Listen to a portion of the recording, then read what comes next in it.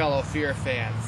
Have any of you noticed that the state of horror has, well, changed over the decades? And in my opinion, not for the better. Whatever happened to the old school horror we all grew up with? The DC comics of the 70s, the slasher movies of the 80s, and most of all, the wonderful, wonderful pre-code horror comics of the 1950s. Where has all of this gone and been replaced by protoplasmic space creatures, by plotless, rambling screeds? Where's the true horror, ladies and gentlemen?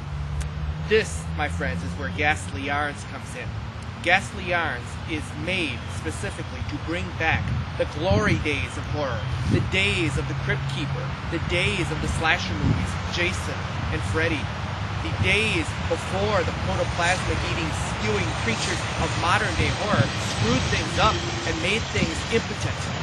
This is the mission, ladies and gentlemen, of Ghastly Yarns, to bring back horror to its glory days, to its days of basics: vampires, werewolves, swamp creatures, zombies, ghouls, psychotic killers, cannibals, and most of all, the shock endings.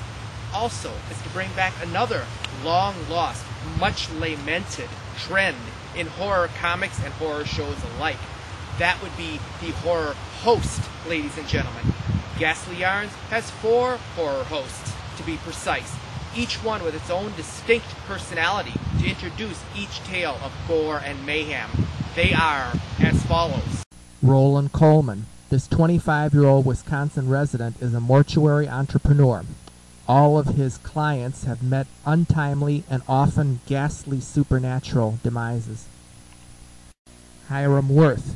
This one-time silent screen film star and resident of the Detroit area is estimated to be 100 years of age. He lives within the confines of the Grand Palace Theater.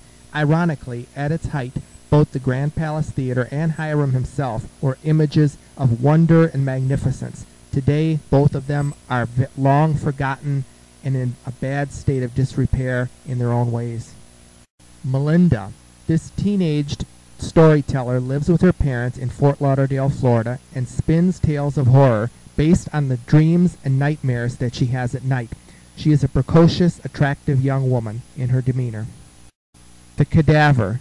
This reanimated bundle of bones abides within a deserted Wyoming cemetery and spins his tales from the remote grounds. So what's it gonna be, ladies, gentlemen, and ghouls?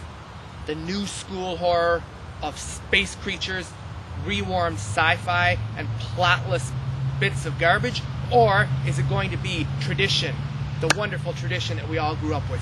What say ye all? And let's get started in reviving the grand traditions of old school horror, shall we? From the scary side, I remain John Parag.